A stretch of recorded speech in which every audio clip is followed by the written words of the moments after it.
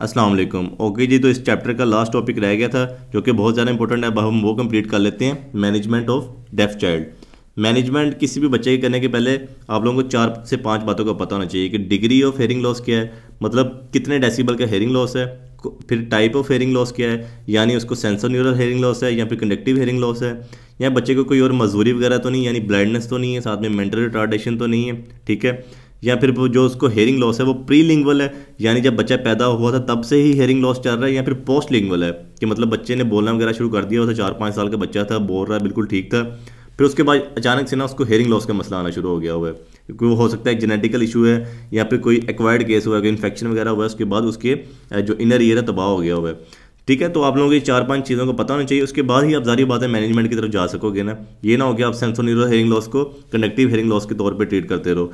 सबसे पहले आपको हर चीज़ क्लियर होनी चाहिए, उसके बाद ही आपने मतलब मैनेजमेंट की तरफ जाना है। तो मैनेजमेंट में सबसे पहला इंपॉर्टेंट स्टेप आ जाएगा पेरेंटल गाइडेंस, जो कि बहुत ज़्यादा इंपॉर्टेंट है। पेरेंट्स को आपने गाइड करना है, पेरेंट्स ने आगे बच्चों को गाइड करना है, ठीक है। तो सबसे पहले तो पेरेंट्स के लिए बहुत शौक की बात होती है कि हमारा बच्चा डेफ है, फिर वो डेफ एंड डम्ब भी हो जाएगा, मतलब वो अगर सुन नहीं पाएगा तो बोल भी नहीं पाएगा। जो पेरेंट्स घबरा जाते हैं तो उनको चाहिए कि बहुत प्यार से वो बच्चों को डील करें, ठीक है। ये बच्चों की डिसेबिलिटी को यही बिल्कुल ठीक कर सकते हैं पेरेंट्स ही, जो है उनके लिए मोटिवेशन बन के सामने आएंगे, ठीक है। ये उनके लिए बहुत ज़्यादा इंपॉर्टेंट स्टेप है, उन्होंने ही इनको बच्चों को डील करना होता है। तो बच्चों को, पेरेंट्स को किन्होंने गाइड करना है? हमने गाइड करना है, डॉक्टर्स ने गाइड करना है। उनको बताना है कि हेयरिंग एड कब चेंज करने हैं, जब बच्चा थोड़ा बड़ा हो जाए तो फिर उसके हेयरिंग एड इंप्रूव करने हैं, कौन सी एम्पलीफिकेशन की हेयरिंग एड लगाने हैं। उनको चाहिए कि वो कंसिस्टेंटली ऑडियोलॉजिस्ट को मतलब विजिट करते रहें कि बच्चों को कोई अगर इशू आ रहा है, डॉक्टर को भी हर 6 महीने बाद फॉलो अप विजिट्स करें, ठीक है। उसके बाद एजुकेशन भी करनी है बच्चों की घर में, और मोटिवेशन बन के उनके सामने आना है। तो पेरेंट्स का बहुत ज़्यादा इंपॉर्टेंट रोल है, इन्होंने ही गाइड करना होता है ज़्यादा चीज़ें।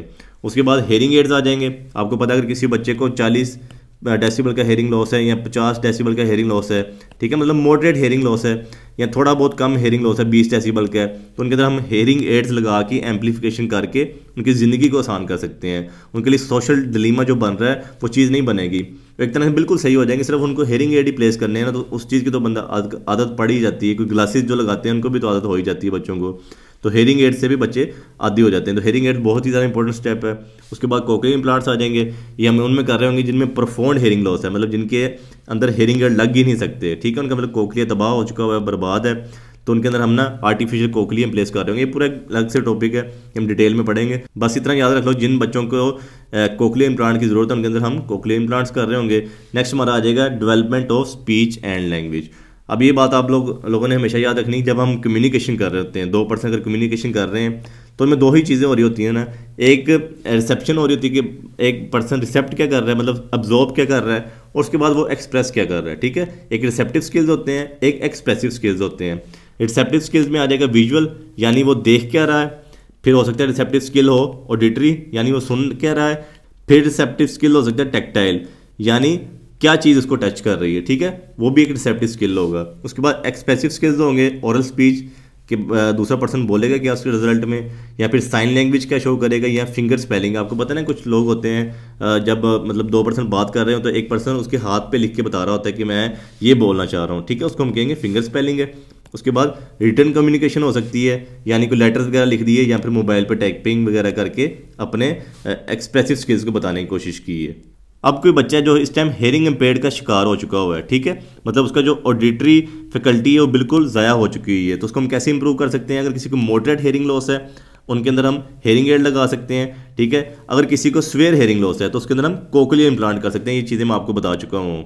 नेक्स्ट अब हम देख लेते हैं कि कौन से पाथवे होंगे जहाँ से development of speech and language हो सकती है। सबसे पहला आ जाएगा ऑडिटरी ओरल कम्युनिकेशन, यानी जो हम नॉर्मल बात करते हैं, जो नॉर्मल पर्सन हैं, आपको पता है सुन रहे होते हैं और बोल रहे होते हैं, ठीक है। ये उन बच्चों में होगा जिनमें डेफनेस है लेकिन मॉडरेट डेफनेस है, उनके अंदर हमने हेयरिंग एड्स लगा दी हुई है, वो बिल्कुल ठीक है, उनको सुन रहा है, तो जाहिर बात है वो अपनी जो स्पीच है या लैंग्वेज है उसको डेवलप कर सकेंगे, उनको कोई मसला नहीं होगा, वो सीख रहे होंगे, ठीक है। या फिर किसी को पोस्ट लिंगुअल हेयरिंग लॉस है, यानी पहले वो बच्चा बोल रहा था बिल्कुल ठीक था, अचानक से हेयरिंग लॉस आ गया हुआ है, तो उसको हम हेयरिंग लॉस को ठीक कर रहे होंगे, साथ में उसकी ट्रेनिंग कर रहे होंगे कि वो ऑडिटरी ओरल कम्युनिकेशन कर रहा हो, जो पहले कर रहा था उसको तो कोई इतना मसला नहीं है क्योंकि वो सीखा हुआ है।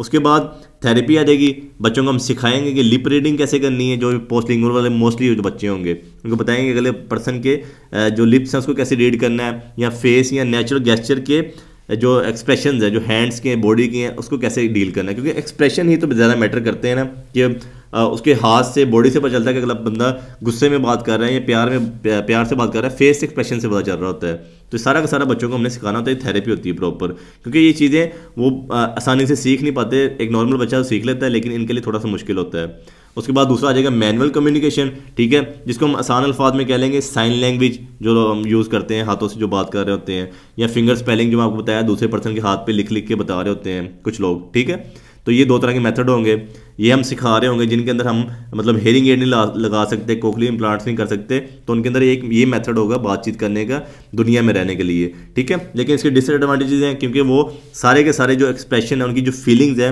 वो एक्सप्रेस नहीं कर पाते। हर चीज़ को तो साइन लैंग्वेज में नहीं बताया जा सकता, और हर दूसरा बंदा साइन लैंग्वेज को समझता भी नहीं है, ठीक है। फिर ये 2-3 बंदों जो मतलब बेचारे डेफनेस के शिकार होंगे, वही आपस में बात कर पाएंगे, वो तीसरे बंदे से तो ना बात कर सकते।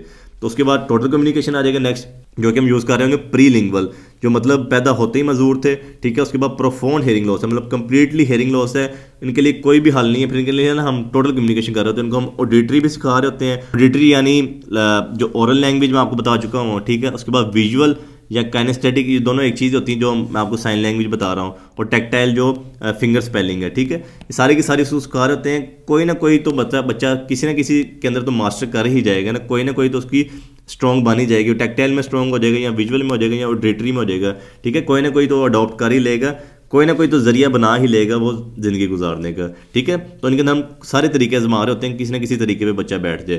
फिर उसके बाद अगर कोई बच्चा टोटली डेफ है, मतलब साथ में ब्लाइंड भी है, मतलब देख भी नहीं सकता, सुन भी नहीं सकता, तो उनके अंदर हम ना विब्रो टेक्टाइल एड्स लगा रहे होते हैं, उनके हाथ पे लगा देते हैं या स्टर्नम पे लगा देते हैं, जो सीने की हड्डी है, ठीक है, उसके ऊपर लगा देते हैं।